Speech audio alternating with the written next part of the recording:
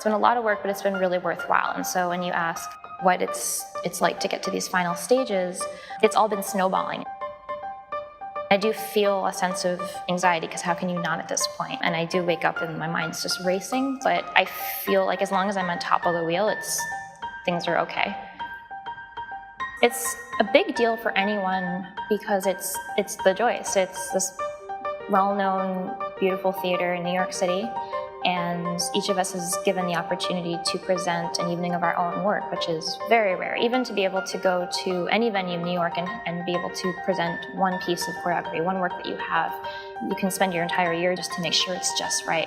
So for the organization to say, we identify you as someone we'd like to present. We trust you to put on a full evening that is representative of who you are as an artist, and we trust you enough as an artist to do that. That's a huge vote of confidence, and with that comes a lot of pressure and a lot of responsibility. So the honor and the pressure are one and the same.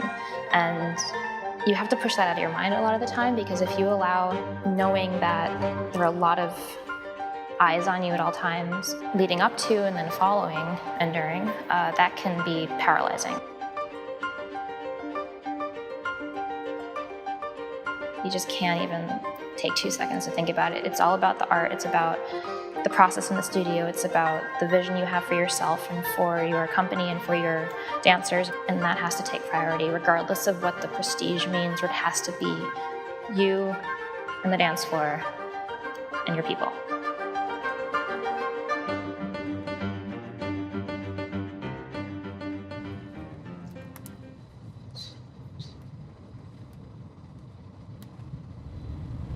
I just have a really good group of dancers, and so I'm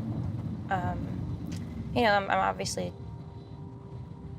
stressed just because you never really know how things will go, but it's kind of, after a certain point, it's out of my hands, so I just have to trust that they'll take care of it, and that I've kind of imparted enough confidence and knowledge to them at this point that they just kind of they make it their own right now.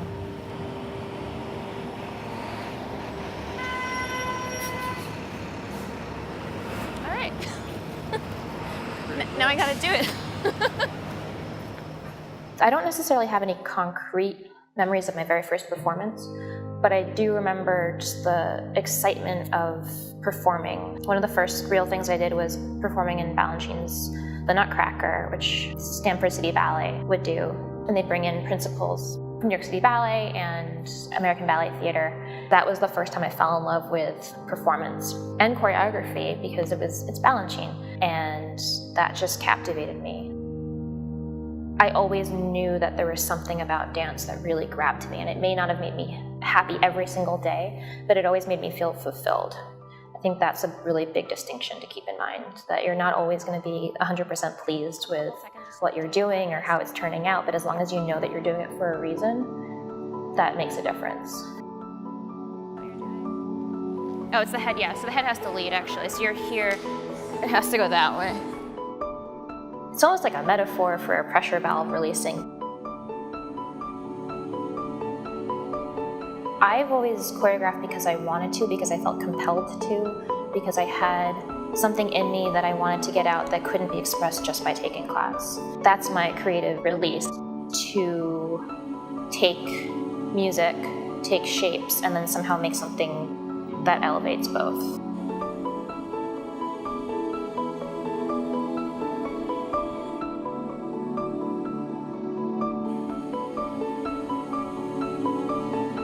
I've actually gained my voice, my literal speaking voice, through my work. To be able to create and then reflect and then speak on it has given me a sense of confidence that I never had before. Starting out, I was as shy as can be. I'm naturally soft-spoken to begin with, but I think in particular over the last few years I've been able to find a voice through finding confidence in what I have to say, both creatively and on the other side of the curtain.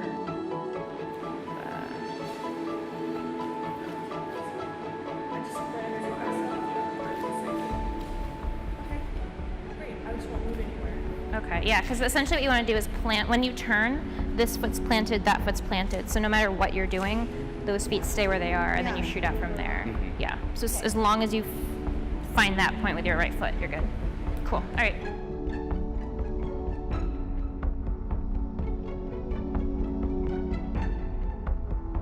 There is this pressure to be at the forefront of ballet and be pushing the art form forward, and if I'm not pushing it forward enough, then am I worthy of being considered part of this world?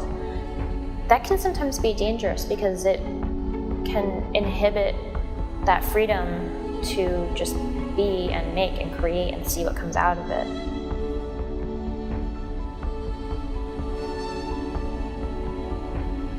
That's kind of what I'm trying to get at, is finding that natural connection with people through making dance.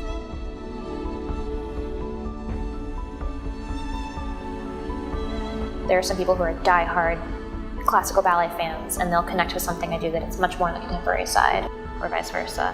And I really appreciate that, because it means that there's something beyond just the steps and just the music and just a bunch of pretty people running around on stage that is affecting people. I've come to this at a point where the attention being paid to the lack of females in choreography and the lack of people of color in dance has come to the fore. I think with a lot of things, this isn't unique to choreography. It's not unique to the dance world, but it's a shared problem. Early access is overlooked, and it's essential to creating artists for the future. There are young female choreographers all across America, all across the world, who don't have the voice that I have, maybe because they're not in New York City, they don't have the same resources that I do, they haven't made the connections that I've made. There is untapped talent everywhere. It's just a question of finding it and fostering it.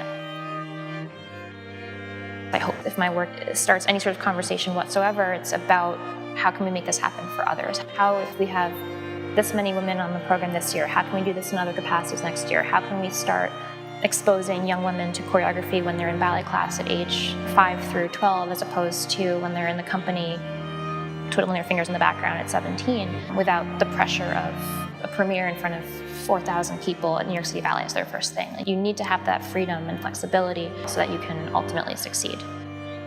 So it's a long-term process. It's not going to happen overnight, but the effort needs to be there. I mean, you're seeing your dreams materialize in front of you, and it's surreal. You have to stay focused, and you can't. There are moments where I just wanted to stop and take it all in and say, oh my God, Wendy Whalen is on stage with Tapestry, up with Joyce. I mean, everything was just blowing my mind, and I was finally able to just take one deep breath, and in that breath, about 12 months of work and everything just came at me. This is a dream come true in more ways than I could ever even communicate. Like you can't put into words how much of you goes into one of these things. It's every fiber of your being that goes into this, and everything in me was in that production, start to finish.